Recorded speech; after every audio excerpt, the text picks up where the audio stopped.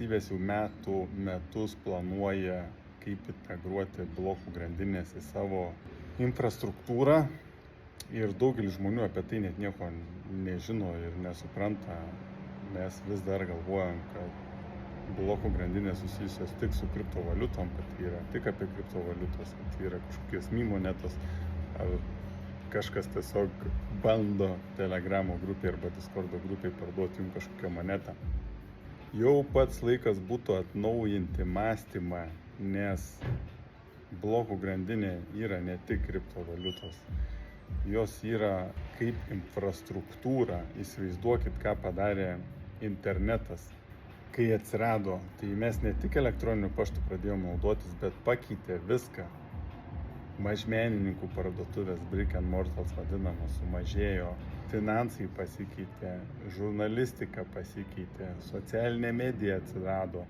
Tai į blokų grandinę reikia žiūrėti kaip į infrastruktūrą. Mūsų pasaulis pasikeis taip, kaip dar nebuvo matę. Įsivaizduokit, čia yra lygiai tas pats kaip internetas, tik tiek, kad pakeis mūsų finansus, pinigus, tada kontraktus, sutartis, visiems skaitmeniniams duomenims. Visą sistemą pakeis iš pagrindų. Tyliai, bet vyksta. Federalinis rezervas jau 23 metais pasileido projektą FedNow, kuris bus atsakingas už greitus, tikslius, pigius mokėjimus ir instant mokėjimus. Hongkongas, Kinija, Jungtiniai Arabų Emiratai taip pat stato mBridge. Tai yra tarptautinė CBDC sistema.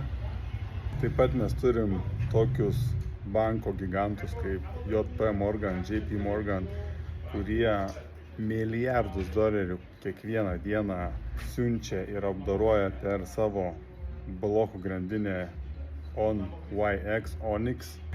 Ir svarbiausia, kad daugelis žmonių vis dar galvoja, kad tai yra tik tai kriptovaliutos, ar tai yra kažkokios monetos susijusiom su šunim, varlėm, moneto.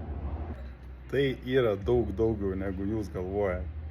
Finansinės institucijos, fondai, valstybės, bankai stato naują infrastruktūrą, kurioje mes funkcionuojam, visa visuomenė. Kitoje dalyje aš papasakosiu, kaip valstybės integruoja blokų grandinę. Jeigu norit sužinoti daugiau, sekit.